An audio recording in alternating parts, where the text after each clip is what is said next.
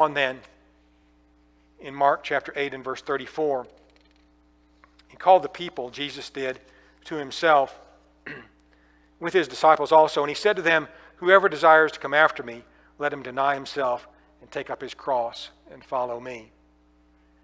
You know, the cross is an instrument of death. Jesus had just been talking about his death. Peter said it's not going to happen. Jesus is saying, not only is it going to happen to me, but if you're going to follow me, you need to take up your cross as well. You need to take up your cross, this instrument of death. It's more than just a burden. We use the term, bearing our cross as sometimes that's, just the burden that we bear, but it's more than just a burden. It's the instrument of one's death where we give our lives to Jesus. That's what it represents. Jesus goes on to say, "For whoever desires to save his life will lose it. Whoever loses his life for my sake and the gospel's sake will save it." You have to give your life up. Jesus is going to give his life up for you. That's what he's telling them. That's what he did for us. And we need to give our lives over to him. For what will it profit if a man gains the whole world and loses his own soul?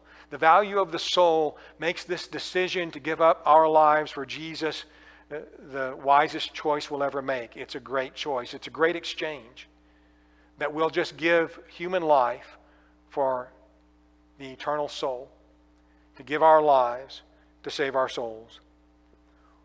Jesus says, "What will you give? What will a man give in exchange for his soul?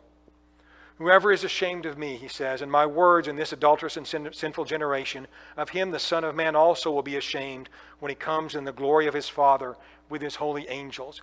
I believe that all of this is aimed right back at this exchange that he had with Peter when he had to rebuke Peter. He's trying to explain to Peter and everyone that they need to give their lives in his service to follow him. He's trying to explain that they should not be ashamed of Jesus' words. They shouldn't turn away from Jesus' words if they wanted to have life everlasting. Jesus was going to leave. He was going to come again. And no one would want Jesus to be ashamed of them when he came again. We must not be then ashamed of his words. Whatever his words may be, we must accept them. We must value them. We must change our thinking and our perception to correspond with his words.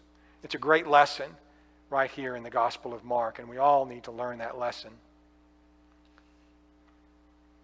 In verse 1 of chapter 9, this is a bit of an unfortunate chapter break, I think.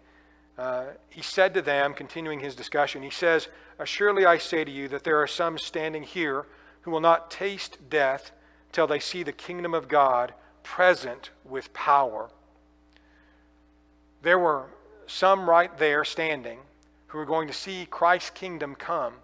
And of course, among them that would see it would be 11 of Jesus' 12 apostles. Judas would be dead when it comes in Acts chapter 2, but 11 of those apostles would actually work to usher in the kingdom, and they would see it come with power on the day of Pentecost. There might be others who were standing there who would see that kingdom come on that occasion. A lot of people are still looking for the kingdom of God to come, but Jesus promises in no uncertain terms that there were those standing right there who would see it in their lifetime, who would in no way die until they saw that kingdom come. We need to understand that the kingdom is the rule of Christ.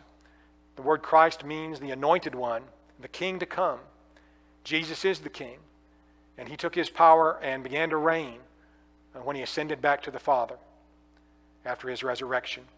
Jesus is speaking to these people about that time, about what they need to be looking forward to and focusing on. There are still some today that need to understand that Jesus is reigning and submit themselves to his reign and his rule in the kingdom of God.